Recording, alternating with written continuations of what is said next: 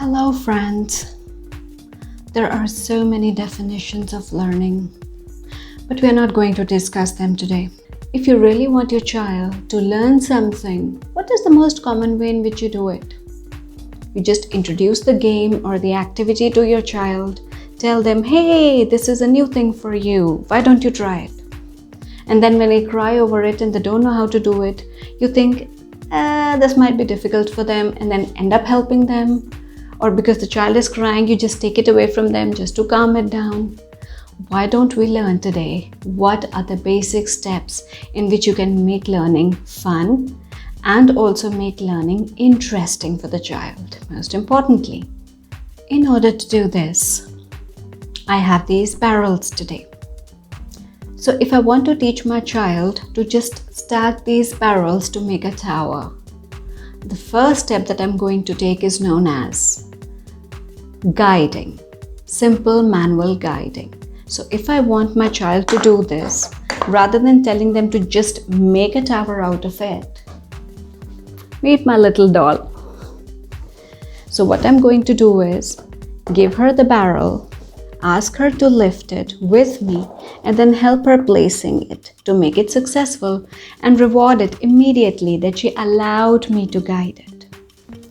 And then we will take subsequent steps to finish it.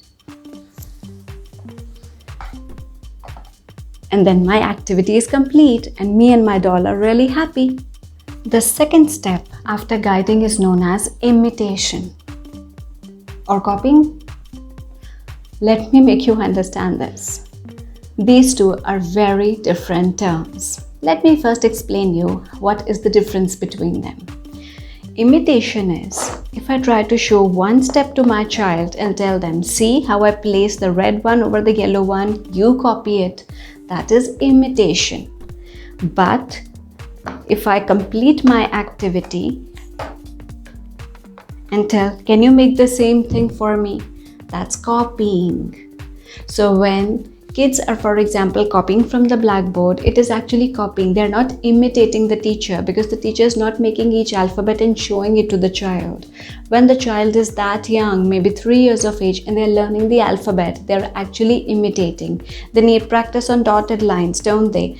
And then they learn to practice it themselves. But over here, we are telling them to imitate first and then copy. So the second step has to be imitation. One step at a time. They imitate every step of yours. And then you can move to the third step, which is copying. So you make the entire thing and tell them to copy it. You can change the order of the barrels. They have to look at the color and then they have to try to copy it again.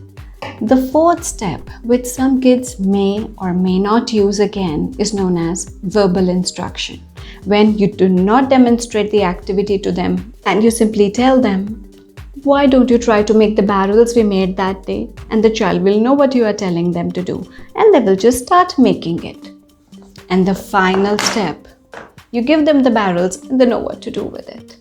And then they try to be creative, which is not exactly a learning step, but something that the kids learn on their own, which is, why don't I open the barrels and try to put them one inside the other based on their size.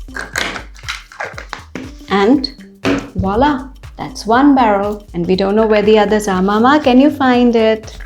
So that becomes a creative game for the child and fun learning for you and the child as well. So try to follow these learning steps if you feel that I don't need to guide every time. So you can start with imitation or copying or just simply sitting with the child so that they feel confident that they can do an activity and they will be appreciated for it if they're able to do at least a few steps initially.